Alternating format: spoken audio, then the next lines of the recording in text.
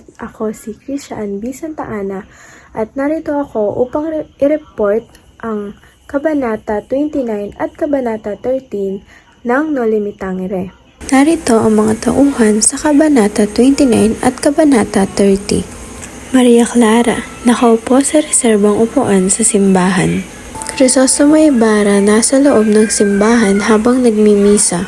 Kapitan Tiago, nakaupo sa lugar ng mga makapangyarihang tao sa simbahan. Pilosopong Tasio, isang matalinong matanda na hindi sang-ayon sa labis na paggastos sa pista.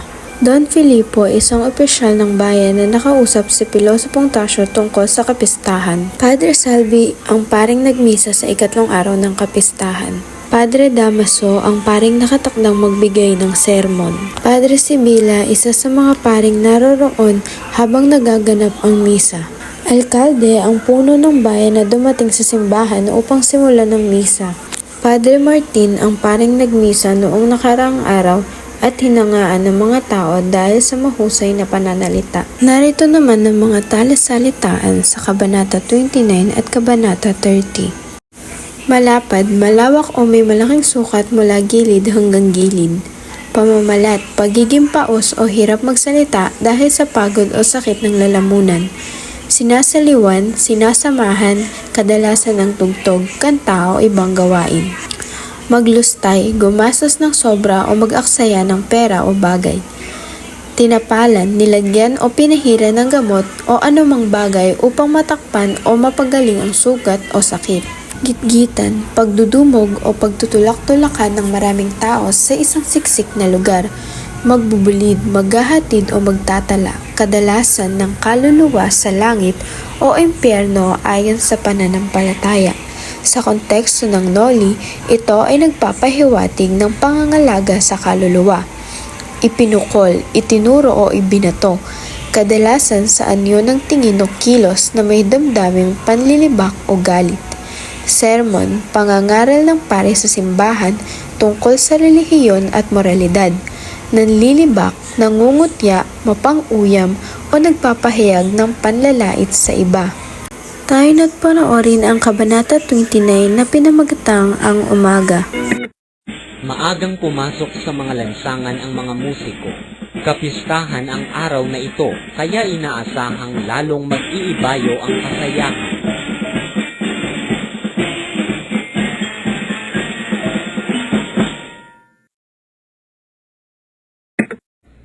Inilabas ng mga mamamayan ang pinakasapin ng kanilang baul at ginamit ang kanilang mga alahas. Ang mga tahor at mga kilalang manunugal ay nangagsuot ng magagandang kamisa chino.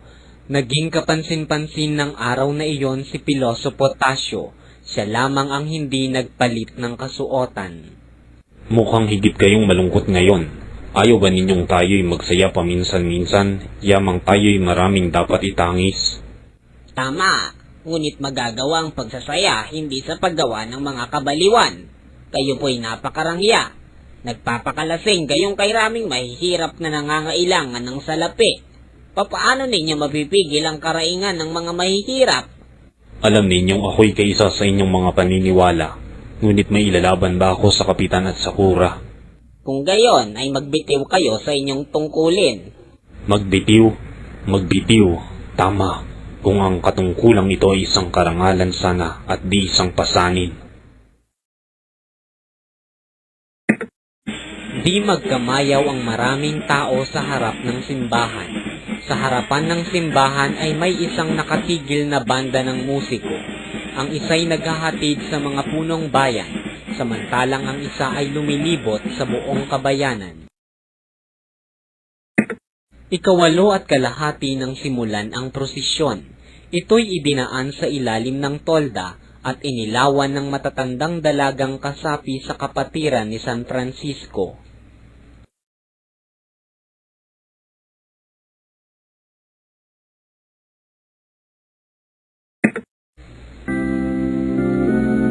Natatangi ang karo ni San Diego de Alcala na sinusundan ng kay San Francisco at ang Birhen de la Paz. Ang itinaiiba lamang ng prosesyong ito ay si Padre Salvi ang nasa lilim ng palyo sa halip na si Padre Sibila.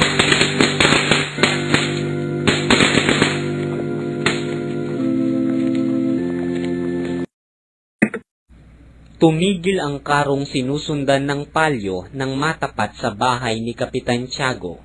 Nakadungaw sa bintana ang alkalde, si Kapitan Tiago, si Maria Clara, si Ibarra at ilan pang Kastila.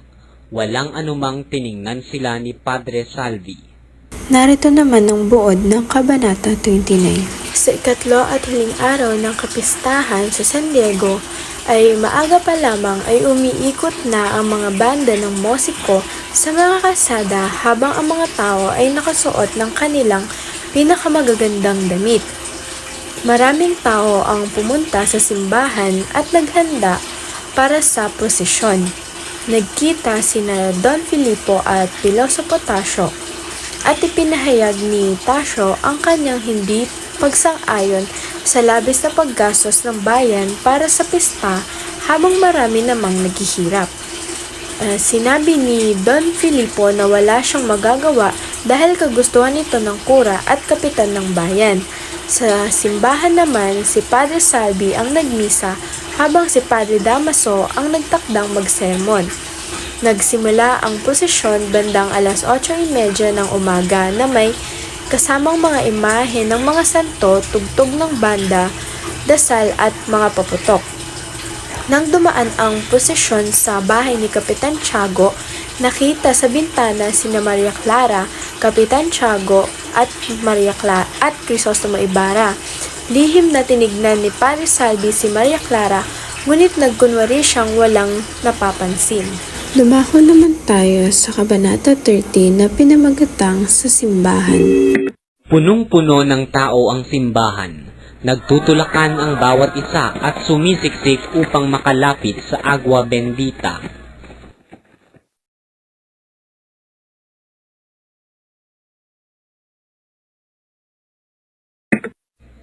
Napakainit sa loob ng simbahan.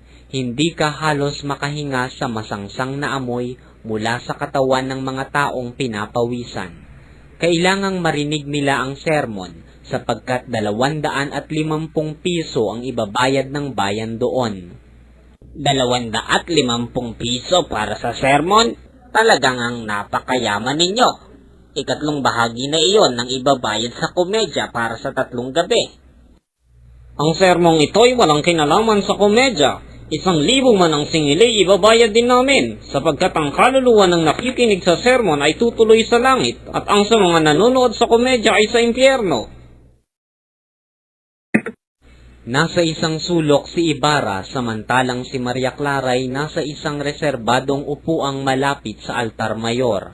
Nakaupo si Kapitan Tiago sa hanay ng mga makapangyarihan. Dumating ang alkaldeng kaalakbay ang buo niyang kagawad sa simbahan. Ang alkalde ay nakagala, may banda ni Carlos III at nakasabit ang 5 medalyang pangkarangalan. Nagsimula ang misa. Tumayo ang lahat ng marinig ang kuliling ng kampanilya at awit ng koro. Dumating din ang pinakahihintay ng lahat, ang sermon ni Padre Damaso. Pumasok si Padre Damaso na kasunod ang isang fraileng may hawak na kwaderno. Nang nasa pulpito na siya, inilibot niya ang kanyang paningin. Isang kindat ang iniukol niya kay Ibarra, isang palibak na tingin naman ang iniukol niya kay Padre Martin na nagsermon kahapon. Pagkatapos makapagmasid ni Padre Damaso, binalingan niya ang praile at pinabuksan ang kwaderno. Sige na, kapatid. Narito naman ang buod para sa Kabanata 30. Siksikan ng mga tao sa loob at labas ng simbahan habang naghihintay na magsimula ang misa at sermon. Dahil sa dami ng mga tao ay may mga nagrereklamo na at halos hindi na makahinga. Ngunit nagtitiis pa rin sila upang marinig ang sermon na ginastusan ng malaking halaga. Hindi makapaniwala si Pilosopo Tasio na napakalaki ng perang ginastos para lamang sa isang sermon. Para sa kanya, napakayaman ng mga tao sa San Diego kung kaya nilang magbayad ng ganoon kalaki. Dumating ang alkalde na nakasuot ng opisyal na kasuotan na may mga medalya. Kaya napagkamalan siya ng ilan na isang komedyante mula sa dulang napanood nila noong nakaraang gabi. Nasa simbahan din sina Crisostomo Ibarra, Maria Clara at Kapitan Tiago. Nang magsimula ang misa, umakyat sa pulpito si Padre Damaso upang magsermon.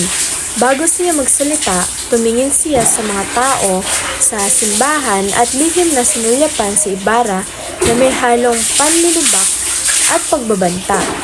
Pagkatapos nito ay sinimulan na niya ang kanyang sermon habang nakikinig ang lahat ng naroroon. Ngayon na natalakay na natin ang Kabanata 29 at 30, tayo naman ay magkakaroon ng maikling pagsusulit. Ang ikatlo at huling araw ng kapistahan sa San Diego ay nagsimula sa maagang umaga na umiikot ang mga banda ng musiko sa kalsada.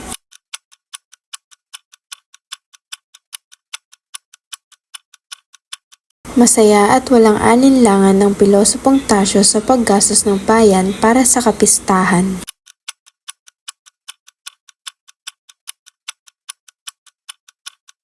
Si Don Filipo ay nagsabi kay Pilosopong Tasio na wala siyang magagawa dahil kagustuhan nito ng kura at kapitan ng bayan.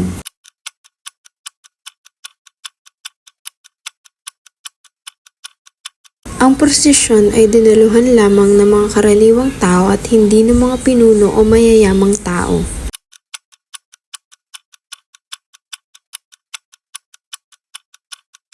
Lihim na pinagmamasdan ni Padre Salvi si Maria Clara habang dumadaan ang prosesyon sa bahay ni Kapitan Tiago.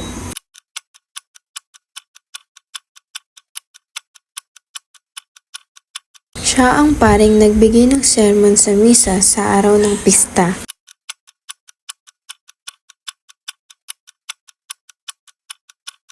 Siya ang binatang nakita sa isang sulok ng simbahan habang nagaganap ang misa.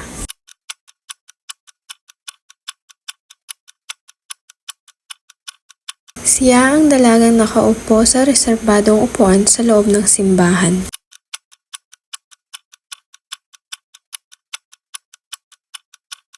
Siya ang mayamang ama-amahan ni Maria Clara na nakaupo sa lugar ng mga makapangyarihang tao.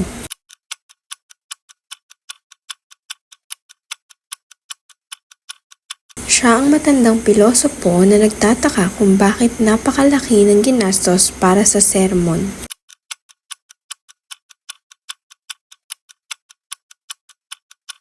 Dito na nagtatapos ang aking maikling presentasyon. Maraming salamat sa inyong panonood.